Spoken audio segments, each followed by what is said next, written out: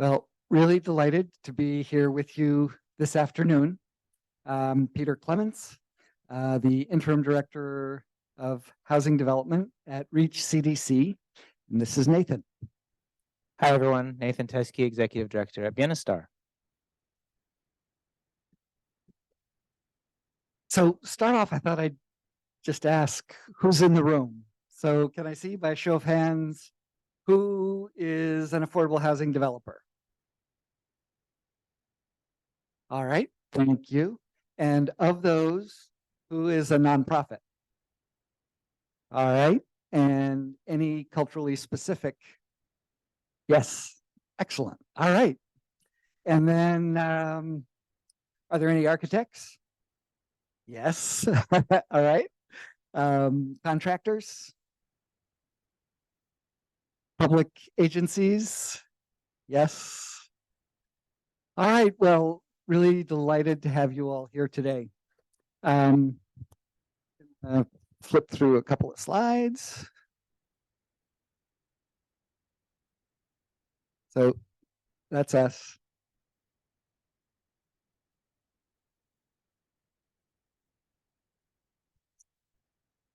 We wanted to talk to you today about a partnership that has been developed between REACH and Bienestar that we think is a really positive model for cooperation between nonprofit CDCs. I feel like, we're in the affordable housing community here in Portland and in this, region has a lot of folks in it. And from one perspective, we're all working towards the same goals. It is I think it's a mission that there's a really incredible community of folks who are all dedicated to and really working hard to address the issues of providing housing for the folks who need it most in our community. Sometimes, well, I think there's an aspect of the structure of funding that puts us in competition with one another. And so that, just, I guess it's my perspective, but it seems just being really straight about that situation. It is a really interesting phenomenon to be both colleagues and working closely together in organizations like Housing Oregon, where we're advocating for policies. Can you hear me okay? Yeah. That are advancing our common interests. And, then when push comes to shove, we're, competing for the same dollars. And, there are criteria which, for example, give points for being a culturally specific organization. And many, many other criteria you're all familiar with.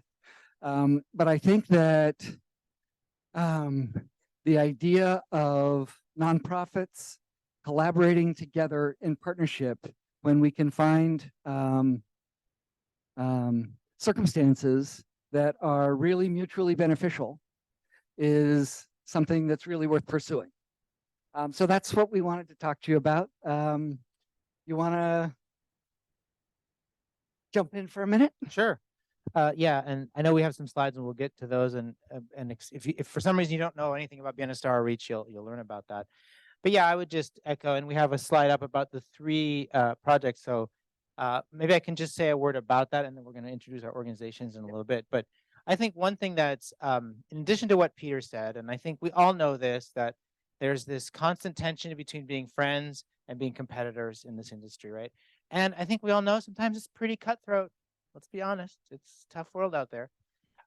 So I think one unique feature of our partnership with REACH has been an intentional goal from the beginning to work on multiple projects, not just do one project.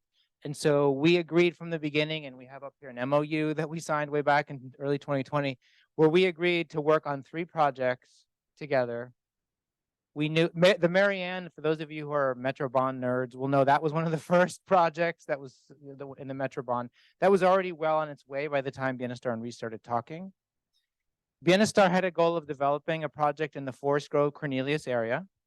We didn't know where, we didn't have land, but we knew that was a goal and we wanted to take advantage of the Metro Bond funding. And then collectively, we knew that Beaverton was eventually going to do an RFP for Elmonica Station, which is so. We were able to craft an MOU where each of the two organizations would play different roles in each of those three. For Bienestar, Plaza Los Amigos, which is our project in Cornelius, was the one where REACH was really playing a turnkey role and allowing Bienestar to stay in as a long-term owner and operator. And I will just say it's been a very good partnership, and we are now talking about a fourth possible project that's at an early stage of development. I will say one other thing, though, that's not on our slide here, about the nature of the partnership, which speaks to like sort of this idea of cutthroat competition, which was there was one project where we agreed not to partner, but it was actually very significant for Bienestar because there was a project in Hillsboro, which is our Nueva Esperanza project, where Bienestar knew that it wanted to compete for land owned by the city of Hillsboro. REACH was also interested in competing for that site. We had already had a partnership with HDC, Housing Development Center, to develop that site. We asked REACH not to compete. They chose not to compete. That was very significant to us, that REACH was willing to step back from a clear opportunity. They had a lot of properties in Elmonica Station, which is pretty nearby. So to me, that just spoke to the depth of the partnership and the depth of the commitment from REACH, that they would take a step back on something they'd already started working on. So I'll just mention that. So a few words about REACH. We just had our 40th anniversary last year.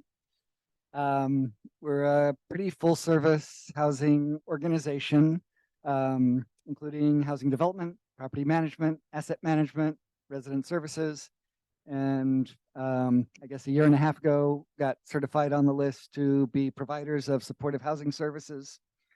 And we do other things in-house too, but that's our main development related stuff.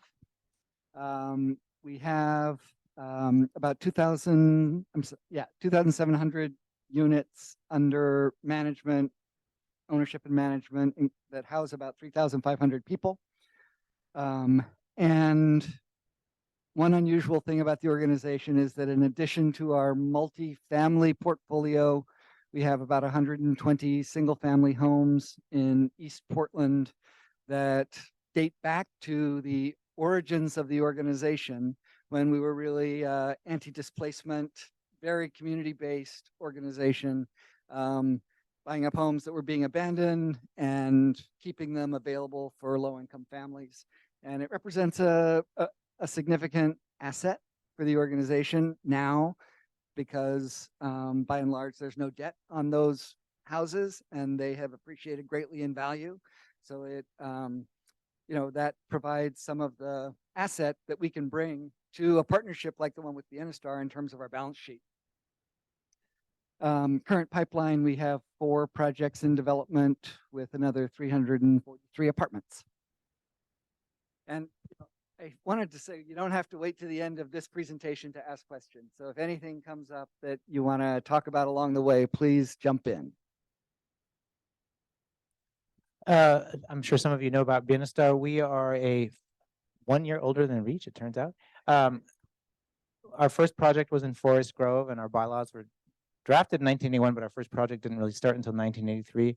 Our history is very much in farm worker housing in the western part of Washington County, but we've developed over the years to become a culturally specific organization that focuses on Latinos, immigrant communities, other folks. We also have expanded quite a bit in the last few years.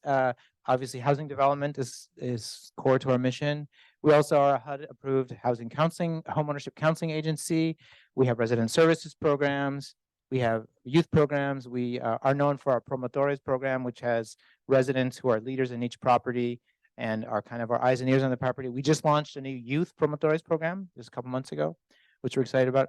And like REACH, we're also a supportive housing services provider under contract with Washington County.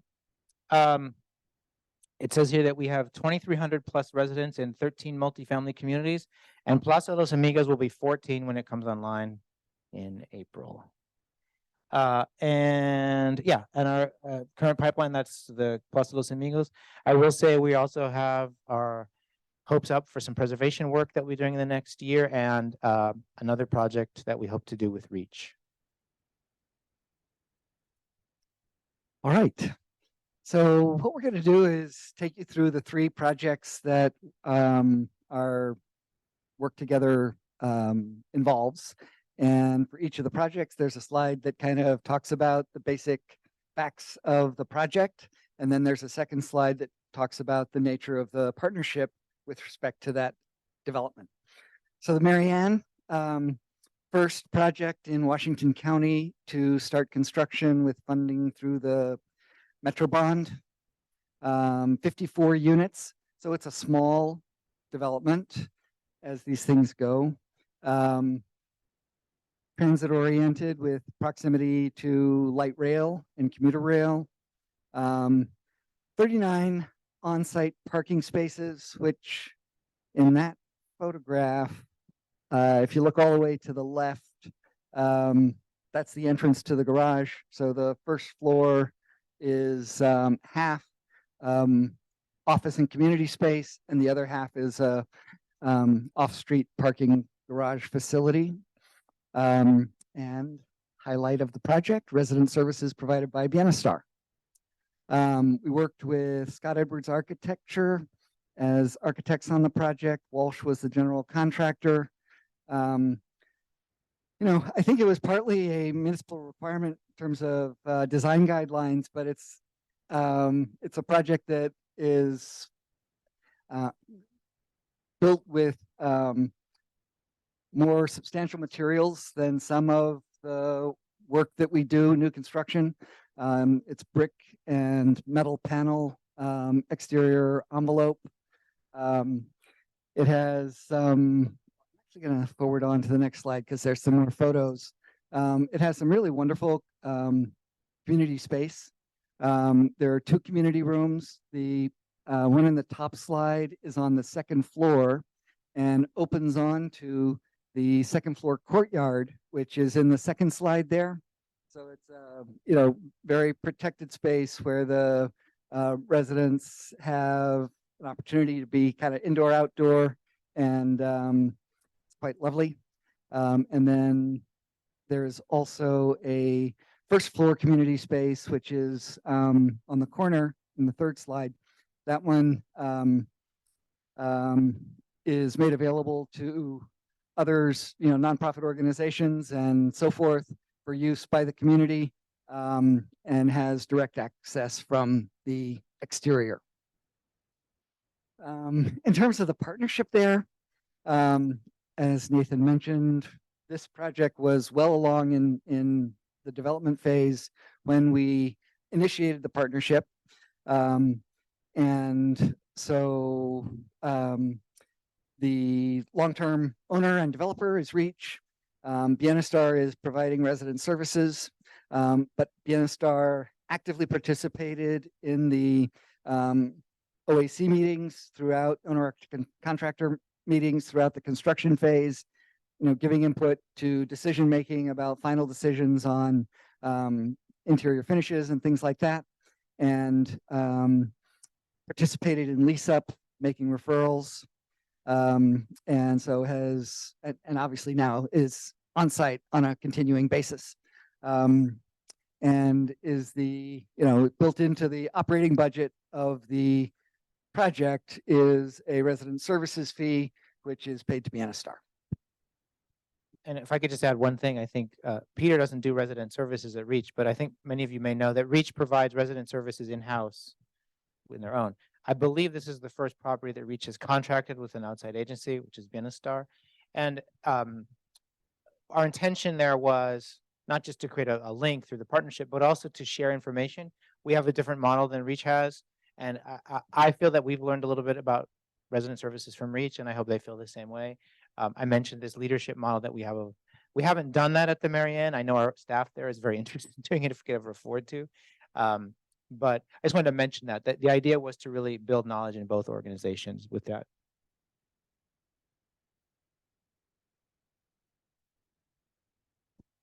Nathan, do you want to Yeah. go first on Yeah, I'll take this Plaza? one. So this is a fun, I'll tell the full story. It's really a fun, dramatic story. So as I mentioned, Bienestar had the goal of doing one Metrobond project in the Cornelius Forest Grove area.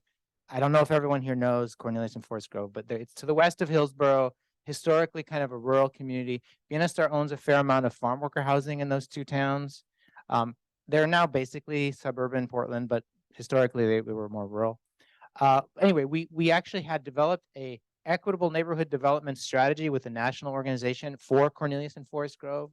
It's really part of the heart of where Bienestar operates, and kind of Latino heartlands in Washington County, if I can use that expression. Latinos have been living in that area since World War II and the Bracero program and farm workers. So there's just this long, deep, rich history in that area. So we knew we wanted to do a Metrobond project in that area. We didn't have a piece of land. And so we didn't know exactly where other than that, but we had a strategy that we had developed for the organization. So essentially when we got going, REACH and Bienestar just basically went looking around for land. And we spent quite a bit of time looking at different sites, engaging a broker, trying to figure out, a good site. And I can share the drama of this particular site. So this site, if any of you know Cornelius, it is behind the Fred Meyer store in Cornelius, which is a very prominent store coming into town.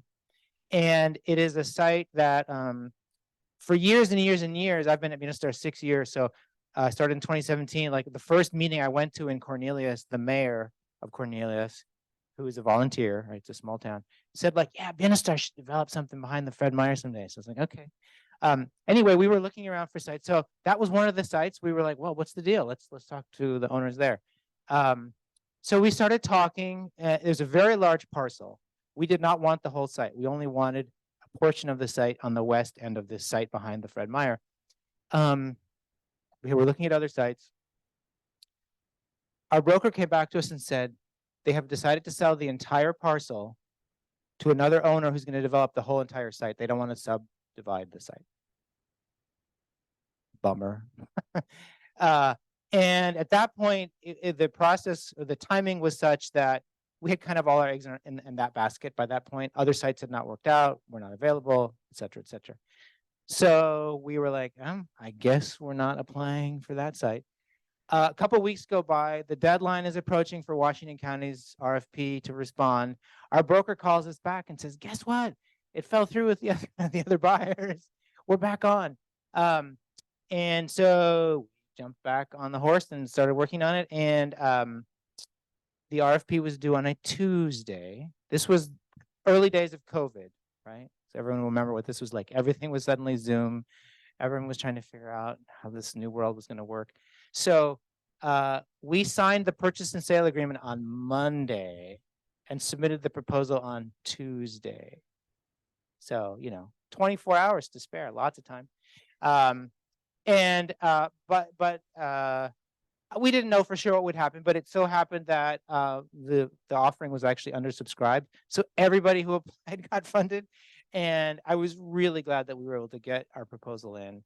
And REACH, the role that REACH played, besides being the developer, they really leveraged their balance sheet and resources they had to help us acquire the site. That was the lift that Bienestar would have struggled to do at the time on its own. What else can we say there? Oh, more. Yeah. On to the next slide. Oh, it's still about that. Okay. And then, so for Bienestar, this was obviously the project that was set up from the beginning to be our role as a long-term owner and operator, and also a much more robust developer fee split for Bienestar. The other nice thing that REACH did, REACH had minimum requirements for their developer fee split. Totally understandable. They took a lot of risk in buying the land and then also guaranteeing the construction loan. So understandably, REACH was going to get more of the developer fee. But REACH did agree very significantly for Bienestar to front load our portion of the developer fee, so that at construction loan close, Bienestar actually got a big chunk of change to kind of propel us sooner into the financial position we wanted to be in. So that was a significant decision that I've also appreciated that REACH was willing to do that. And what else can I say about that? Yeah, and then so REACH we are, I believe, Peter, you may know, I think we should complete construction soon. We'll start lease up. So REACH will collect the remainder of its developer fee through, construction completion, lease up, and stabilization.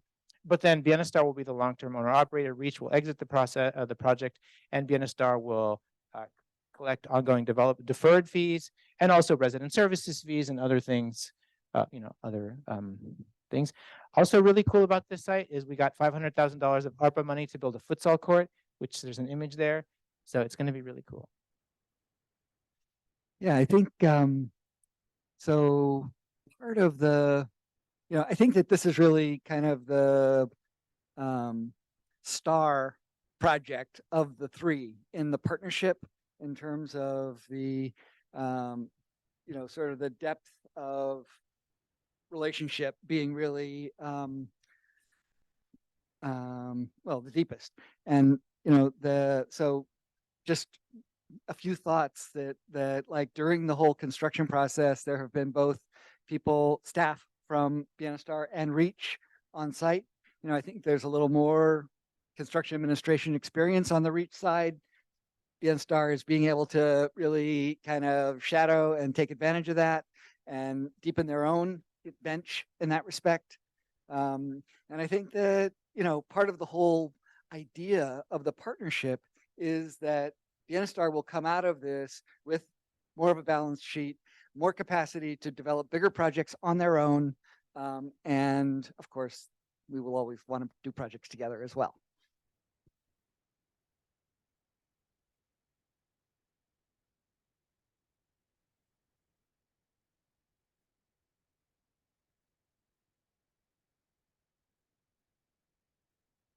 Okay, so Elmonica.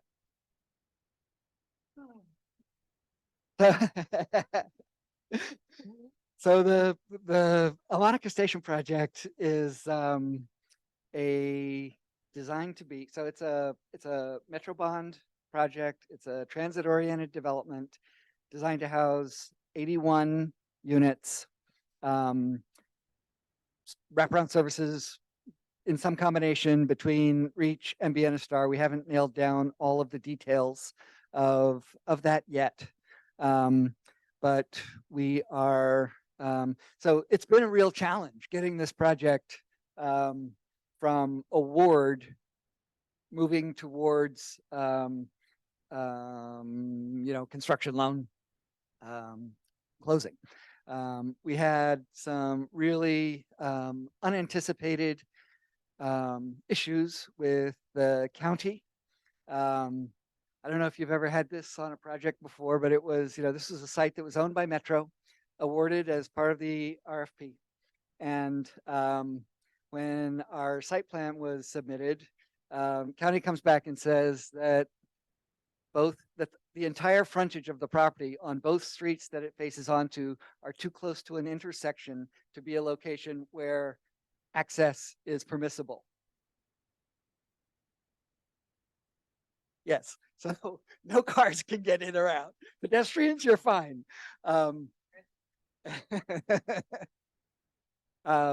So there's an adjacent site being concurrently developed by a for-profit developer who were required as part of their site plan submission to the county to provide us access through their driveway.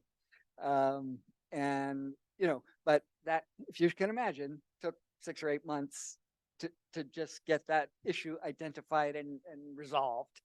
Some other,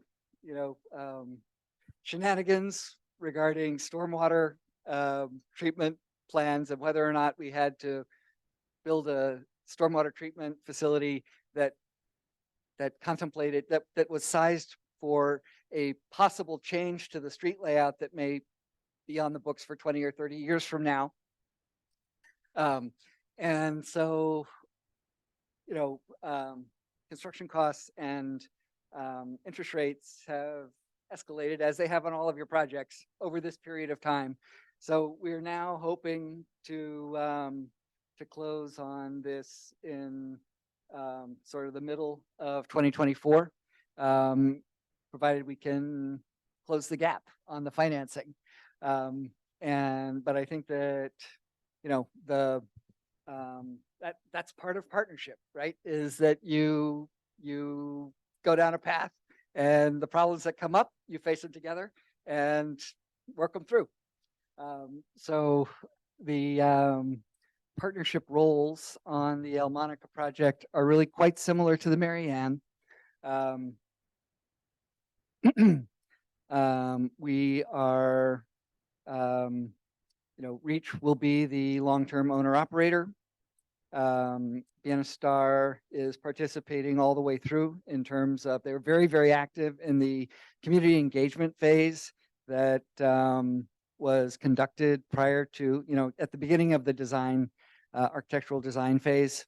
They've been actively engaged during pre-development and will participate in lease up, and then we'll be providing the on-site resident services. And we are still in the process of figuring out a lot of the details of the financial terms, but I think that in this case, we have a commitment to not only pay the resident services fee, but also that there will be a understanding reached regarding compensation for the roles that they're playing during pre-development and lease up. So that's we should get into dialogue. But I'll just say one more thing. I think, Bienestar has now had this pretty serious relationship with REACH. We've also, I mentioned our partnership with Housing Development Center, which has been great. We've also actually partnered with other organizations on a smaller role. We have a partnership with SEPA for a project they're working on in Beaverton. We've played a minor role in some of Home First's developments and, considered other partnerships. And I think, besides just laying it all out, and we have this MOU that we worked on and all of the legal agreements, I think it's also just important to underscore the chemistry that has existed between Bienestar and REACH and just like the level of trust. And I would definitely say that applies to HDC too, because I see Julie in the back of the room there. But, and at some level, it's like personalities and people actually just getting along. And I'll just say, like, I mentioned that Dan, who, is leaving REACH, I will say I have a tremendous amount of trust in him as a person. And I will say that the fact that he was willing to walk away from the Hillsboro side and not compete against us, which, to be totally blunt, there were other groups that were talking to us that were not willing to do that. That just spoke volumes to me about their commitment to work with us. And it's not just, two people, it's also the teams. I think our teams have developed, and for the most part, a really good chemistry and ability to work together. And so, which is not to say that you have to be like best friends or anything, but I think it matters. I think the people matter and the commitment and underlying values of the organization. So dialogue, questions, conversation? Yep. So what do you want to talk about?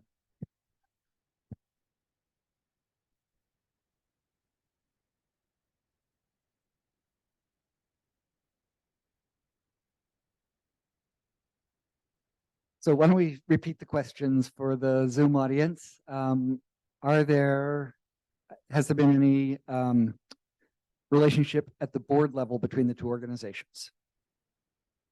I can take a crack at that. I was involved a little bit earlier than Peter. Not as much as you might think. And probably there could have been more. It's sort of worked out. I don't think there's a problem here or anything, but I will say that because we have this joint venture with another organization, Housing Development Center, there has been more board involvement in that partnership. I think different organizations work differently, and the relationship that staff and board have can be different. In the case, at least, of Bienestar, and I believe it's sort of the case at REACH too, I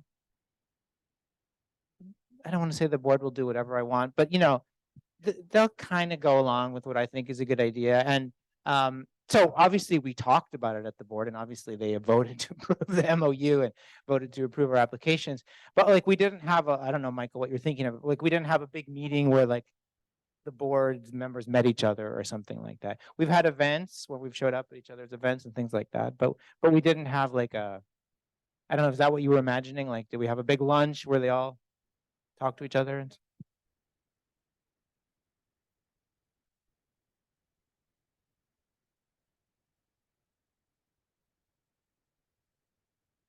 yeah, well, I will say that the trust relationship certainly has not rested just with one person. That, I mean, in the capacity of interim director myself, I took over for Alma Flores when she left the organization about 6 months ago. And there was I think there's been a really wonderful kind of inheritance of the opportunity to create a really deep relationship with Bienestar for me, which, and of course, Dan also has that, but also at the staff, at the staff level, there's really effective collaboration going on, in person at the Marianne, between resident services and property management, during the construction phase, as I mentioned, at Plaza, between REACH staff and Bienestar staff. So that is, it's a, it could be more intentional. I think that's actually something, what you're suggesting is kind of raising new ideas for me that could be wonderful to explore.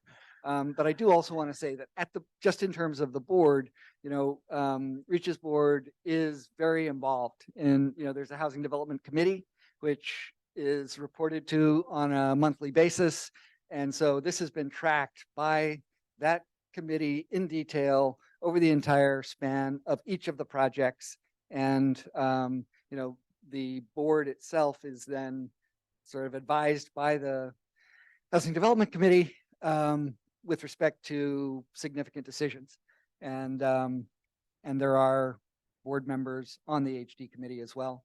So it's, it is it's a board that's quite engaged in the day-to-day operations of the organization. Something else occurs to me. This was COVID. No one was getting together to do anything, right? Because when you said that, Michael, I was like, yeah, why didn't we do that?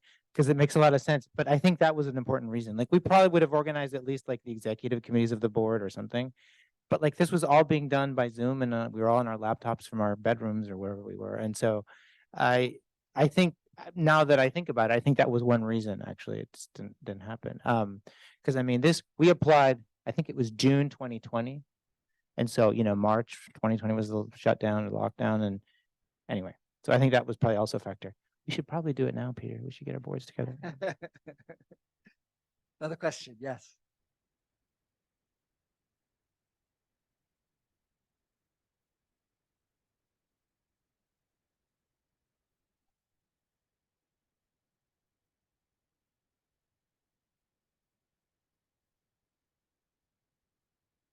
Right.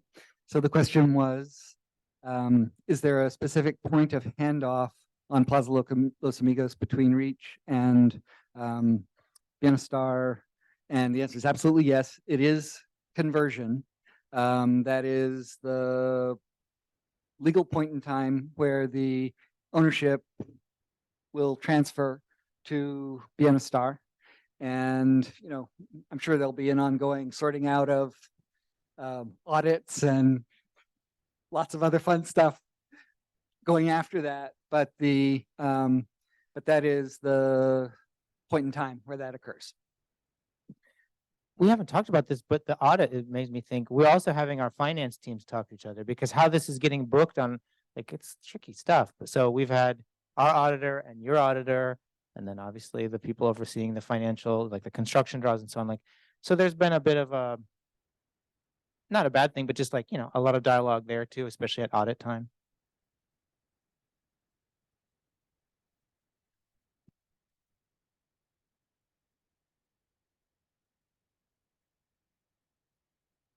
The question is, will Bienestar provide asset management function? Yes, absolutely. Yes. We have that function in-house. Please.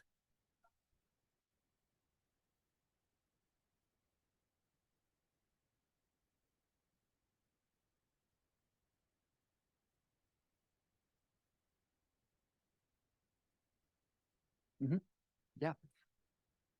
So the question is, how did the collaboration go with respect to design in addition to development? I'm happy to go first. So,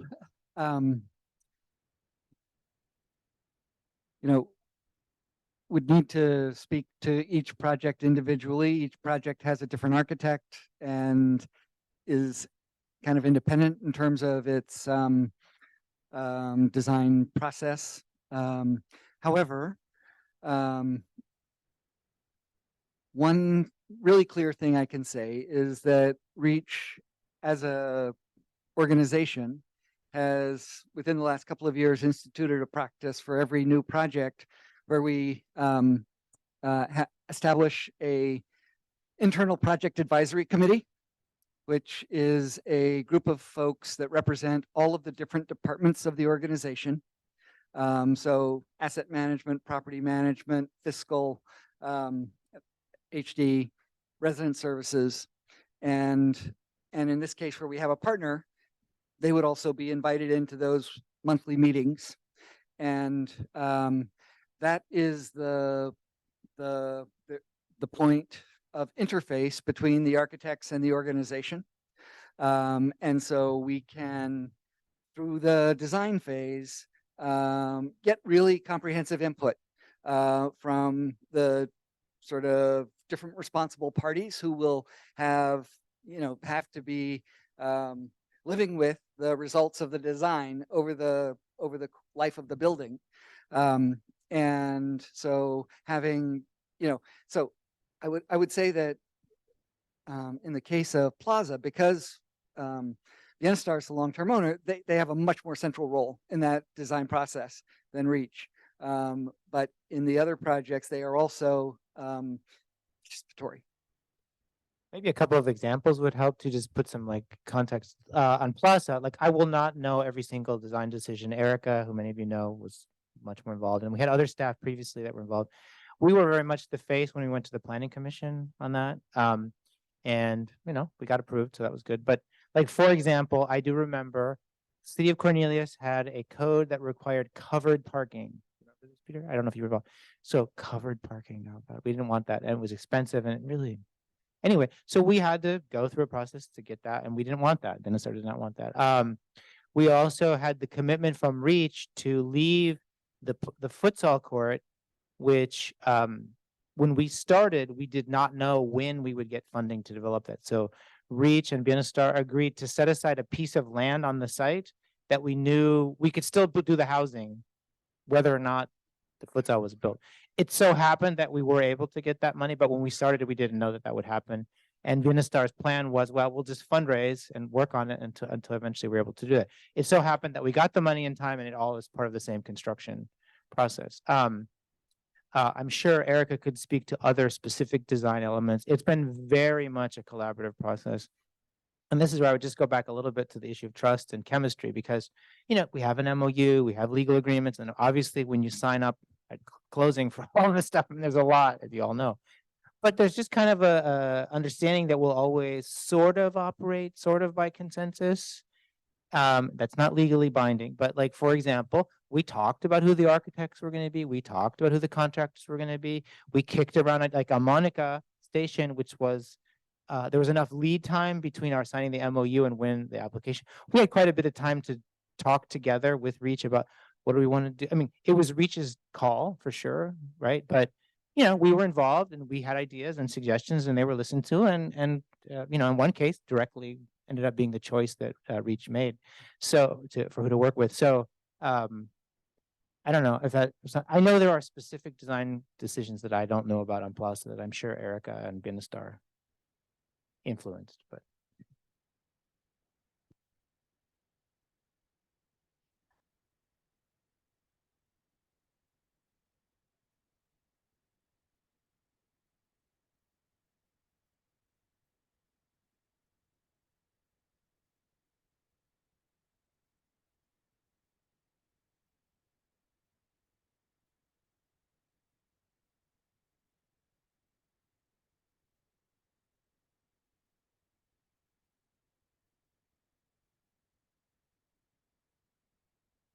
Yeah, on Plaza Los Amigos, we REACH proposed Anchor Moisen as the architect.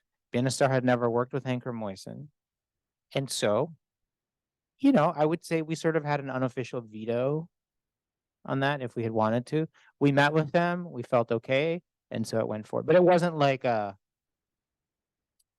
don't know how to put it. I don't think that was like illegally binding thing. Like if REACH had said, no, we're working with Anchor Moisten, they probably could have done that.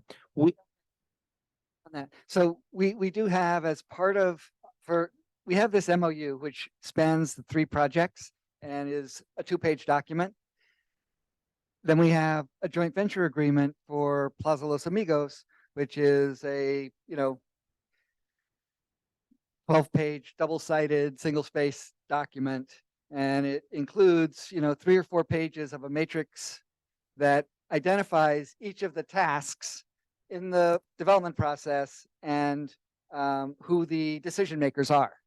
And there is a kind of, it allows for it to be identified either as a decision made by one organization or the other, or a topic that is decided by consensus between the 2 parties. In the consensus decisions, most of the items on the list are in that consensus category. Then there is a final decision maker also identified in the event that the consensus process doesn't lead to a definite outcome. But that is, it was pretty thoroughly thought through and articulated in a legal document. I think in a way that really represents the spirit of the relationship. Thank you for reminding me about the decision matrix. Julie, I'm looking at you. I know you know all about decision matrix. We also have a decision matrix in our partnership with HTC. But actually, that's a good place for me to say, you learn by doing stuff, right? So I would say, like, we've done this now a couple times. I think, Peter, the decision matrix actually came from a draft that we had with our decision matrix with HTC, but I'm not 100% sure about that. Anyway, because we had spent a lot of time thinking about it. And now if we do another one, like, we'll be way more savvy about, and it'll go much faster and be easier and so on. But I would just say, yes, the matrix is important, and you do need to have legally binding agreements so that your lenders and investors and so on are not freaking out. But there's also just trust. Like, most of the time, we're not going like, oh, Peter, no, that's my decision. Check the matrix. Yeah, it's not, that hasn't come up. It's really been consensus, even if legally one of us can say we're the final decider. So, did you have a?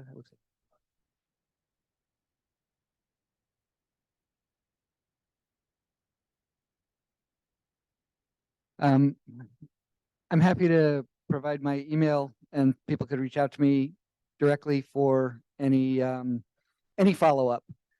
Good opportunity for me to say that, this is a really incredible relationship we have. It is not exclusive.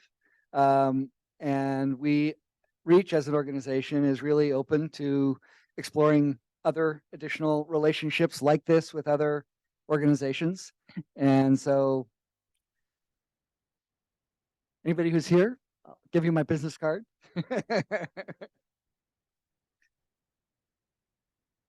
Perfect. Thank you.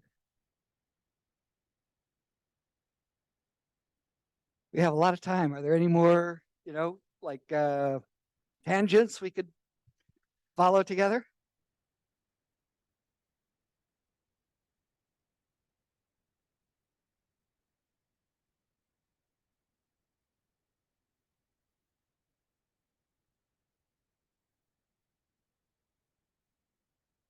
That's a really good question. So the question, just for anybody, was, even though it's been a good relationship, have there ever been things we couldn't agree on, and how did that go? I'm sure there has been. I don't want to make it sound like there hasn't been, because I haven't been in the day-to-day the way Erica has. I'm sure there have been points where we've disagreed. Are you aware of any, Peter? Well, I will say, money is always a point of truth, right? And from my perspective, the amount of financial participation that was arrived at in the Plaza Los Amigos project is really equitable and, a model. I think that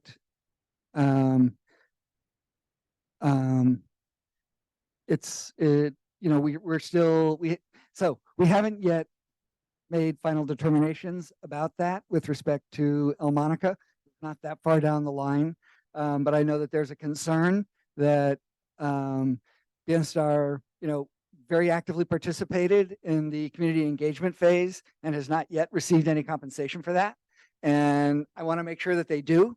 But, that I think that is probably, in terms of what I hear about what's going on in the world of culturally specific providers partnering with developers, with, other partners, this is really where the rubber meets the road. And if we can't, really address that head on and come to an equitable outcome, then we shouldn't be in relationship with each other. I just want to strongly reinforce that point. It doesn't happen so much anymore, but at the beginning of the Metro Bond funding cycle, Bienestar, and I know many other culturally specific groups, were approached repeatedly by all sorts of people, all sorts of developers. They're all here at the conference, right? And what Peter just said is so true. In some cases, I'll just be honest, it was insulting what was being offered to Bienestar as an organization for the role we would be potentially playing. And it was very clear to me, not in all cases, but in many cases, it was a very transactional relationship. It was like, we want your name on our application because you have a good reputation in Hillsboro, or because you have a connection to the Latino community, or for some other reason that you're going to essentially help us score points on a proposal. And that's why we want you.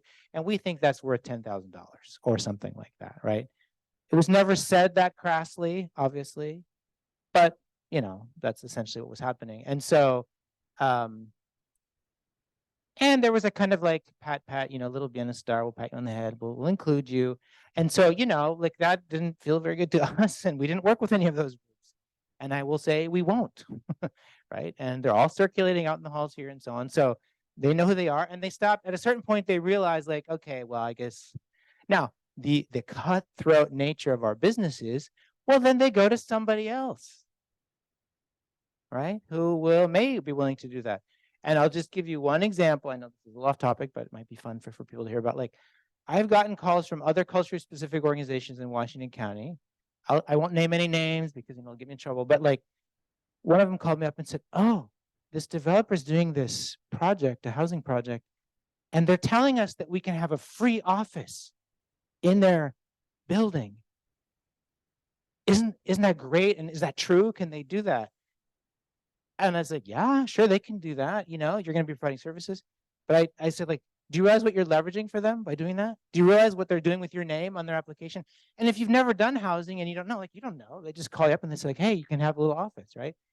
And then I've seen how these other developers market that, man.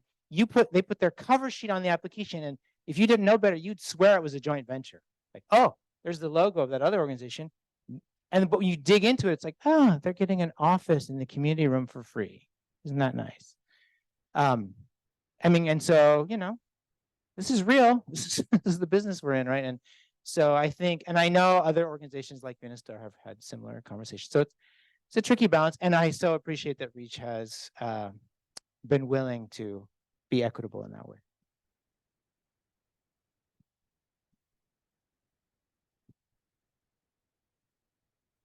Come on, I know you got more questions.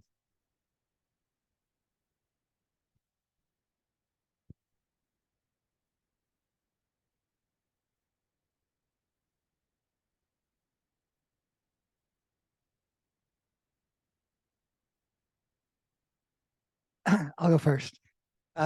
So one really, really clear example in my mind is with respect to lease up. I think it's a phase in the process that is so important. It is, absolutely essential to the financial well-being and life of a project. And I think, in all honesty, it's an area where REACH has demonstrated some weakness over the years. And Bienestar has an amazing procedure that they have developed for outreach to other nonprofit providers, establishing relationships with them, from the very outset of conceptual design of the project, including, making them aware of what the intended population is, what the rents are, and then, going back periodically. It may take a couple of years to develop the project, right? So, and then a year and a half of construction. So that is a relationship that is built and cultivated and maintained.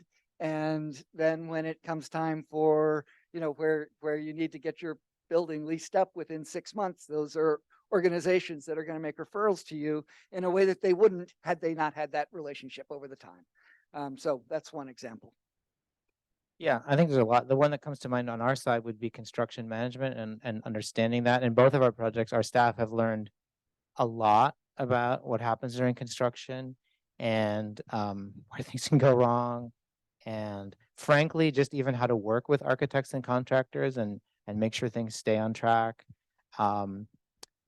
Lots of just little tricks of the trade. It so happens that the project manager who REACH has assigned to Plaza Los Amigos is Alex Aleman. Some of you may know him. He's really good. And he's also just extremely articulate. Like even if you're not really into construction, like he'll explain. We've had county commissioners and other electeds come and walk the site during construction. He's just really great at explaining what's going on and how it's happening. And so that's an example where we've benefited tremendously and understand that, so that when we do a project on our own, I think we'll have that knowledge and capacity.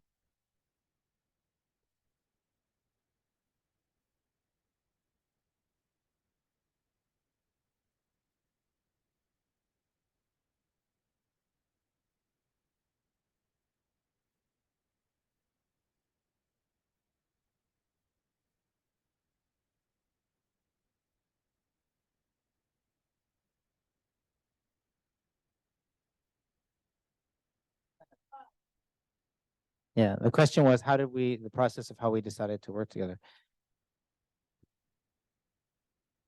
I mean, I know I should have an answer to this, but I do think it has to be said, the Metro Bond funding opportunity was so unusual for Washington County.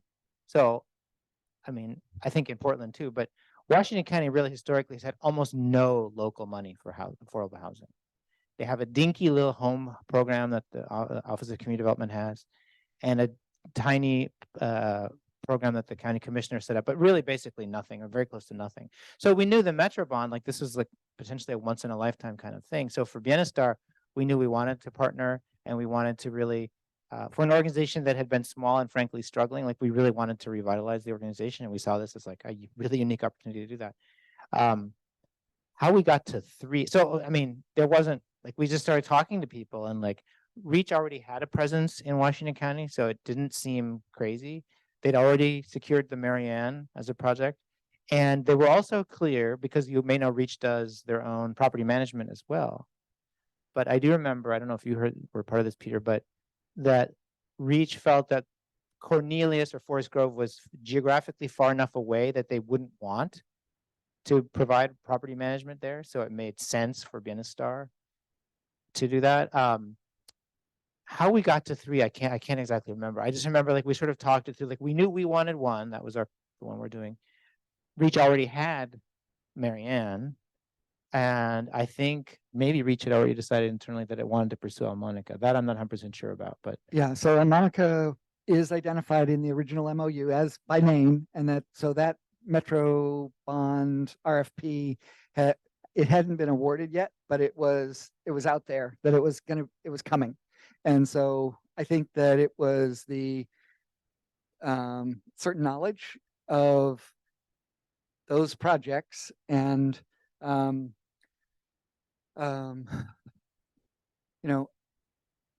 think that the centrality of the Plaza project, which was the one that didn't yet have a site or anything, that was kind of the big commitment to the unknown, whereas the Marianne and Elmonica are, I'm not at all saying insignificant, but more limited in the depth of the relationship. So I think that it just made sense as a the geography, and the circumstances. It makes me think of something I hadn't thought of before, though, to your question, which is we all know the state funding cycle, right? Once a year, slow, right? It's going to take 2 or 3 years. In this case, I hadn't thought of this before, but really the fact that we all, REACH and Bienestar, knew there were these concrete opportunities in the relative near term, right? I mean, I guess in Elmonica it wasn't exactly clear, but we knew relatively soon. So I actually think now that actually made the process and the commitment easier for us, because it wasn't like, well, let's commit to doing 3 projects and we'll do like 1 a year for the next 10 years. And whenever one gets funded, then we'll do another. Like, if you think if we just were relying on OHCS, that could take God knows how long, right? So I think that is an extremely important context, that we knew that we could have, 3 bites at the apple in a fairly quick period of time.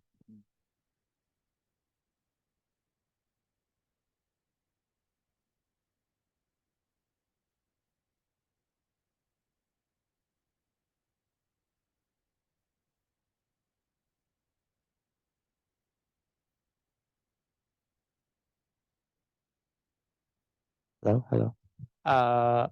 Question was, could we envision doing this with a for-profit developer? So far, the answer would be no, but never say never. I mean, I guess there could be a for-profit developer out there that operates differently than the ones that are currently in the market.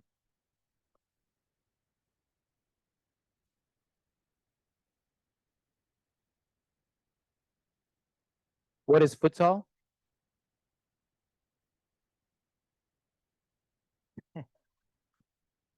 Yeah, it's a special funding source you've never heard of. It's a covered hard surface court where you can play like mini soccer, but you can also do other things. You can play basketball, you can have dance classes, it's covered, and when it rains, you can do something, but it's still open air. There's an image of it in the slides, isn't there? I mean, maybe it won't tell you what it is, but gives you an idea.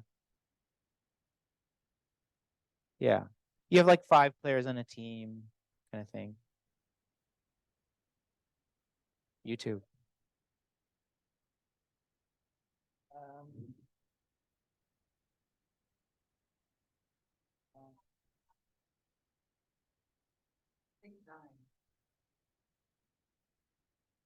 No, they do with the other projects. No, I mean, this site was big enough, like it sort of had we have other common spaces and things, but yeah. Yeah, so it's that one right there in the middle. Can you tell?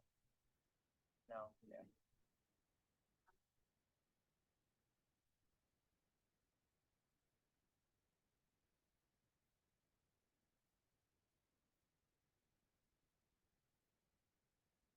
All right, well, we may give you back some of your afternoon if there are no more questions. Well, really appreciate the dialogue and the opportunity to talk to you all today. Thank you.